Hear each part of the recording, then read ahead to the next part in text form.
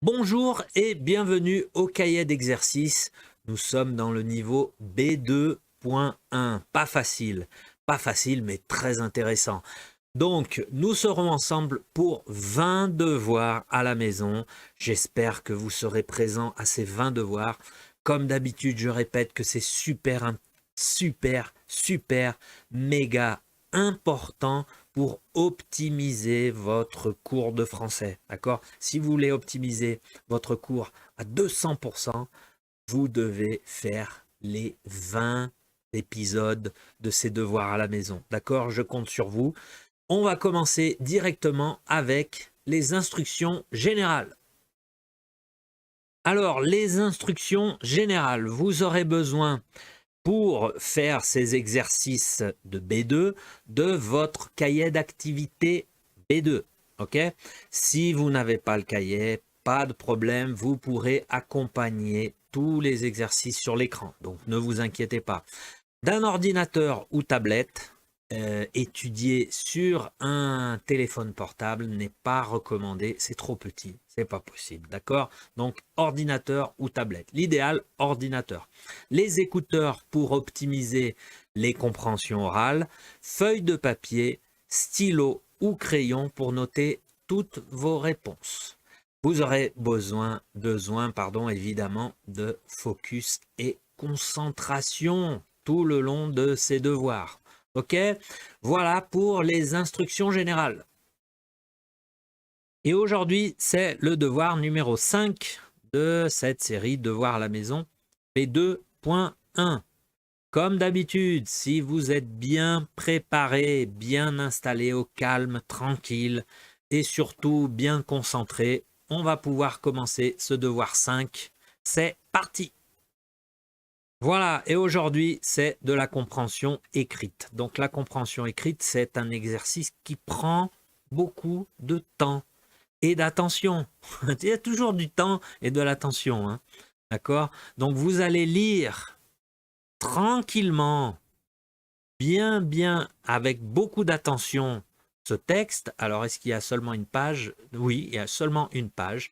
Voilà la page, voilà votre texte de référence, l'engagement de Christina. Ok, vous voyez, Christina, mexicaine de Paris.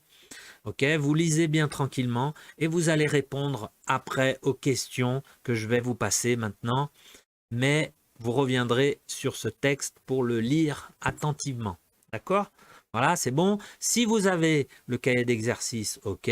Si vous n'avez pas le cahier d'exercice, faites un print de cette page. 3, 2, 1, print. Ok? C'est bon parce que c'est votre base, c'est ce texte. Donc je vais passer aux questions. Je vais vous montrer les questions. C'est parti, allez. Voilà. Donc là, sur la première page, vous avez 3 questions. 1, 2, 3. D'accord, c'est bon? Si vous avez le cahier d'exercice, ok. Si vous n'avez pas le cahier d'exercice, print. 3, 2, 1, print. C'est bon? Pour cette première page, je continue, je vous passe les autres questions. Voilà, question 4 et question 5. Donc, print. 3, 2, 1, print. Ok, c'est bon. Je vous passe les dernières questions. Il y a d'autres questions. Eh ben non, c'est fini.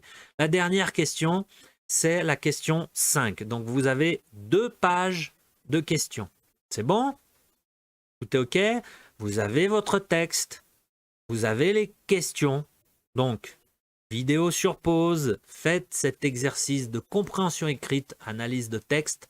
La correction juste après, c'est parti. Voilà, correction de la compréhension écrite. Alors, la question numéro 1, complétez l'interview. Vous avez rédigé les questions posées à Christina. Hein, ok, je vais vous les passer. Voilà, donc 1. À quelle occasion avez-vous décidé de faire de la politique? Auriez-vous fait la même chose dans votre pays, le Mexique? Quelles sont les raisons de votre engagement? Que faites-vous concrètement? Donc ça, c'est les 1, 2, 3, 4 questions. J'espère que vous avez tout écrit. Bon, si vous voulez regarder tranquillement les questions, faites une pause. Ok, on peut continuer. La question 2. Allez. Donc, question 2. Pourquoi s'est-elle engagée politiquement? Parce que elle aime l'idée d'Europe et elle fait preuve d'esprit civique. Donc, 2 réponses. 3. Quelle différence ou similarité voit-elle entre la France et le Mexique? Donc, le Mexique est plus grand que la France. Donc là, c'est différent. Et il est plus difficile d'avoir une action politique au Mexique. Ça va? Si vous voulez faire une pause sur ces 2 questions pour bien corriger. Ok, parce qu'on va passer questions 4 et 5. Allez. Voilà. Question 4. Quels sont les différents sens de militer en français? Donc, 2 réponses. Être actif dans un parti ou une association et s'engager pour une pause. Et 5. Cherchez dans le texte de l'interview les équivalents des énoncés suivants. Donc, je suis d'accord, j'adhère à l'idée. B, j'ai parlé, je suis intervenu. C, être partie prenante, m'impliquer. Et D, pratiquement, concrètement. D'accord? Voilà, là aussi, si vous voulez prendre le temps de bien regarder la correction, d'accord? Voilà, donc aujourd'hui, on avait seulement un exercice qui est long, hein, mais un exercice qui est bon. Ok? Donc bravo, félicitations pour ce devoir numéro 5. Merci pour l'attention, je vous retrouve au devoir numéro 6. Salut!